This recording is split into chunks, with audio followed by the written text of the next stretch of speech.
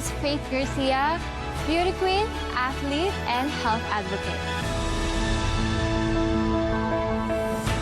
Never ko in-expect na marirepresent ko pa yung Philippines kasi sa huling pageant ko, doon pa ako nagkaroon ng international title. Kaya sobrang thankful ako kay God kasi meron talagang challenges along the way papunta doon sa pangarap mo.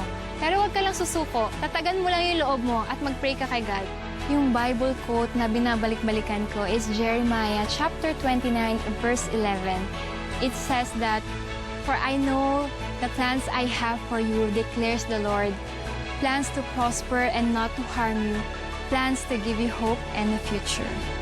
Pag may hiniling ka kay God, hindi talaga siya instant, hindi siya overnight na ibibigay niya sa'yo yung pangarap mo. Yung focus and health, sobrang importante kasi isa lang yung katawan natin, so wag natin i-skip yung pagtulog. At syempre, pagkain ng healthy food.